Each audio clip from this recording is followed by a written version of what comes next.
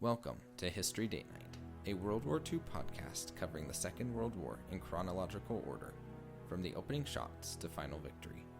I'm Justin, and joining me is my wife and co-host, Jenny. Together we explore the people, battles, and turning points that shape the deadliest conflict in human history, one date at a time. On this episode, there's a certain grim logic to it. And nobody quite knows where the next blow lands. They knew what was coming, and they chose to stand. Becomes a major story fast.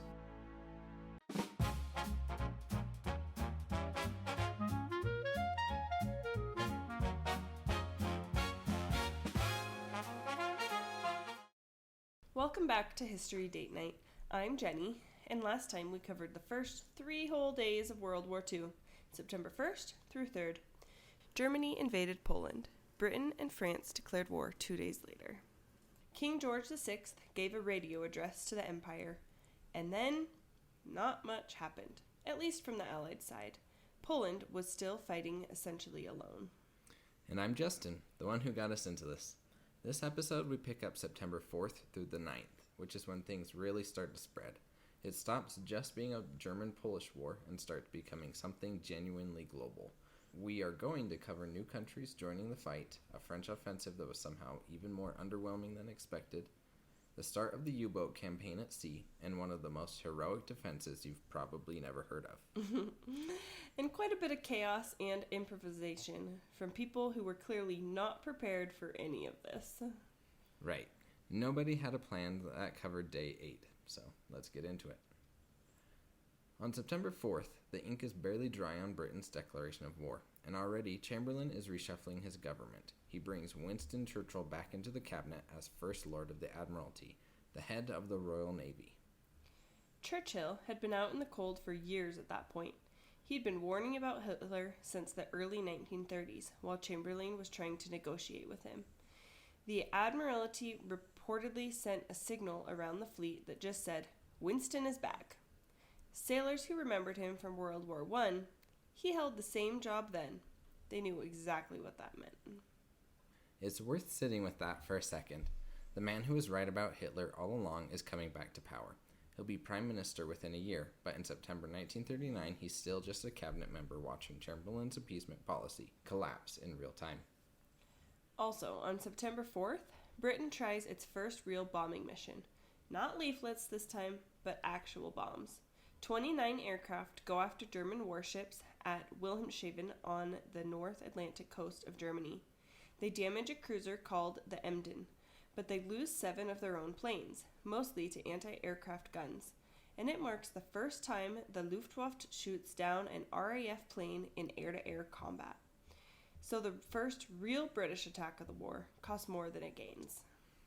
That lesson, that daylight bombing raids on defended targets are extremely expensive, is going to take a long time and a lot of lives to fully sink in. Meanwhile, the rest of the world is busy deciding where it stands. New Zealand backdates their declaration of war to the exact hour Britain declared, down to 11 a.m. Nepal, of all places, declares war on Germany. Egypt breaks off diplomatic relations. Nepal declaring war on Germany is a sentence I was not expecting to say in episode 2. But that's kind of the point of this podcast, isn't it? The war really does touch everywhere from the very beginning. And on September 5th, the United States goes in the opposite direction and officially declares neutrality. Roosevelt makes it legally binding. 2 days after Britain and France go to war, America is formally out. The timing matters, though, because September 5th is also the first day the New York Stock Exchange opened since the war began. Labor Day had kept it closed Monday. And what happens when it opens? Stocks surge almost 10%. Investors are betting that a European war means enormous American industrial orders. There's a certain grim logic to it. If you're the country selling the weapons and food without doing the fighting, war can be very profitable. It's the truth, though, and it creates an immediate political problem, because American neutrality laws meant Britain and France couldn't freely buy American weapons either. There's a whole drama around that, which will run for months. South Africa is also in the middle of a political crisis this week. Prime Minister Hertzog wants to keep the country neutral. His parliament votes him down. He resigns, and General Jan Smuts takes over on September 5th and declares war on Germany on the 6th. Smuts is a fascinating figure. He actually fought against Britain in the Boer War 40 years earlier and became one of Britain's closest allies. But the vote is not unanimous. South Africa goes to war with a real political split underneath it. And Japan announces neutrality in the European War on September 5th, which everyone in London notes very carefully, because Japan is still occupying large parts of China, and nobody knows what it's going to do next. Australia is watching Japan closely and is cautious about committing troops overseas until the picture is clearer. The world in the first week of September 1939 is a place where everyone is anxious, and nobody quite knows where the next blow lands. So while all this political maneuvering is happening, Poland is being torn apart. September 4th brings the first documented massacres of the war. At Katowice, close to the border of occupied Czechoslovakia, German soldiers and Freikorps paramilitary units murder around 80 Polish civilian defenders. Among the dead are Boy Scouts and Girl Scouts, teenagers. And it doesn't stop there. Częstochowa, 35 miles from the German border, a city of enormous religious significance to Polish Catholics. It's home to the famous Black Madonna icon. Sees a massacre of over 1,000 civilians between September 4th and 6th. 150 of the dead are Jewish. This is happening in the first week of the war. The organized industrial holocaust we think of comes later, but the violence against Polish civilians starts essentially on day one. General Halder, the German Army Chief of Staff, actually writes in his diary that SS artillery herded Jews into a church and massacred them. He writes it down like a logistical note, which tells you something about the culture in that high command. On September 6th, Krakow, in the south of Poland, falls. Poland's second largest city, one of its great historic centers. The Polish government has already fled Warsaw for Lublin, a city 95 miles to the southeast. And then the Germans formally ask whether Poland intends to evacuate civilians from Warsaw before defending it. The Polish response is a sentence that I find moving. Warsaw will be defended. Nobody will be evacuated. They knew what was coming, and they chose to stand. And speaking of standing, September 7th is the day that Westerplatte finally surrenders, where the first shots of World War II were fired. You teased this last episode. How long did they hold? 7 days. 182 Polish soldiers against roughly 3,500 Germans. Infantry, artillery, naval bombardment from the battleship Schleswig-Holstein, dive bombers, multiple full assaults. When Major Sucharski finally surrendered on September 7th, the German commander allowed the Polish garrison to keep their sidearms as a mark of respect. That almost never happened in this war. 182 men, 7 days, keeping their weapons at the end. The Germans called them worthy enemies, which is a phrase that says a lot about how extraordinary the defense was and how quickly that generosity would vanish as the war went on. September 7th is also the day France finally does something on the Western Front, what's called the Saar Offensive.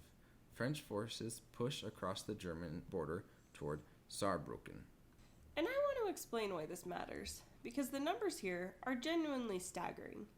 France has, on paper, 85 fully armed divisions facing Germany's western border. Germany has 34 divisions there, and 20 of them are reserve units. Every German tank and most of Germany's best troops are in Poland. This is the moment, if there ever was one, where France could have applied real military pressure and potentially forced Hitler to pull forces away from Poland. Instead, General Predella sends 9 divisions in what his own commander later admitted to the British was, quote, only a little test. 9 out of 85. France is attacking Germany with its maximum available force and calling it a test. William Shirer, an American journalist in Berlin, writes in his diary on September 7th, "The talk of the city is of peace. The assumption is that once Poland falls, Hitler will offer the Western powers a settlement and they'll take it. Germany isn't afraid of France. They can see what France is doing, and they believe it's theater." The Saar patrols keep probing gently until September 17th, when Poland's situation becomes clear. And then the French quietly pull back. It amounts to capturing a handful of villages, nothing that threatens the German war effort in the slightest. Now let's talk about what's happening in the Atlantic, because it becomes a major story fast. The German U-boats don't wait for a diplomatic signal. They start hunting from day one. By September 5th, the U-boat U-47 sinks the British freighter Bosnia. Through the rest of the week, U-38, U-47, U-48, these submarine numbers start appearing in the record like a grim roll call, ship after ship. Britain responds on September 7th by starting to organize convoys. Groups of merchant ships sailing together with naval escorts. It's a lesson from World War I, where convoys essentially proved to be the answer to German submarines. The idea is that a group of ships with escorts is much harder to hunt than lone vessels scattered across the ocean. But there's already a problem. The faster merchant ships don't want to slow down to convoy speed, so they sail independently, and those are exactly the ones the U-boats are finding. There's also a wildly embarrassing chapter in British naval history this week. On September 6th, over the English coast, the RAF accidentally shoots down one of its own pilots. This incident is now called the Battle of Barking Creek. Anti-aircraft systems misidentify some Spitfires as enemy aircraft. British Hurricanes are scrambled, and a pilot named Montague Holton Harrop is shot down and killed. He's the first RAF fighter pilot to die in the world. He's the first RAF fighter pilot to die in the war, killed by his own side, vectored by radar operators who were still learning their equipment. And then, on September 10th, the Royal Navy manages something even more embarrassing. A British submarine, HMS Oxley, is torpedoed and sunk by another British submarine. HMS Triton, off Norway. Triton spotted an unidentified submarine, signaled for identification, got no clear reply, and fired. Oxley had drifted out of its patrol area by navigational error. 2 men survived from the whole crew. The Board of Inquiry finds Triton acted correctly given what it knew, which is technically true and also completely tragic. Everyone is learning on the job, and people are dying from the mistakes. That's probably the theme of this entire first month of the war. While all this is happening at sea, Britain's home front is transforming at a remarkable pace. By September 9th, not even 2 weeks into the war, mailboxes across the country have been painted with gas detection paint that changes color if chemical weapons are in the air. People were required to carry gas masks everywhere in cardboard boxes on shoulder straps. Though soon roughly a third of those bags would eventually be used to carry lunch and personal items as the fear of gas attacks lessened. Sandbags are stacked outside every public building. Blackout materials are sold out. The BBC's television service, which served about 20,000 viewers in London, is suspended entirely. Regional radio is merged into one national home service of news bulletins and gramophone records. And London Zoo has euthanized all of its venomous reptiles in case the bombing lets them escape. That is such a specific detail. What if the bomb's for the snakes? Better just kill the snakes. Very practical, very British. Germany's home front adjustments are considerably darker. On September 7th, Hitler decrees the death penalty for anyone endangering the defensive power of the German people. The second decree forces workers to accept any assigned job, even if it pays less than their previous one. The first person is executed under that decree on September 8th, a man named Johann Heinen of Denzau, for refusing to take part in defensive work. The law is signed on the 7th. Someone is dead under it by the 8th. That's how quickly the regime can move from decree to execution. The law is the message, and the execution is the punctuation. Let's zoom back out on Poland, because something genuinely surprising happens on September 9th. Where does Poland stand at this point? Bad but not finished. Krakow has fallen, the government has fled Warsaw, German units are in the suburbs of the capital. But on September 9th,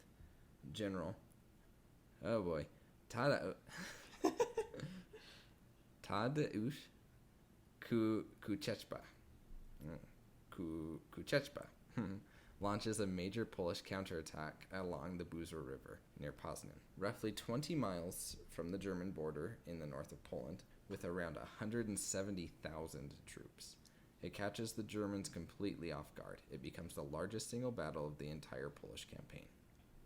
Poland goes on the offensive, with 170,000 men, while the narrative we usually get is that Poland just collapsed.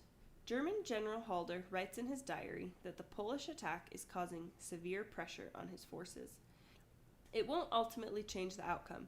We'll cover how that unfolds.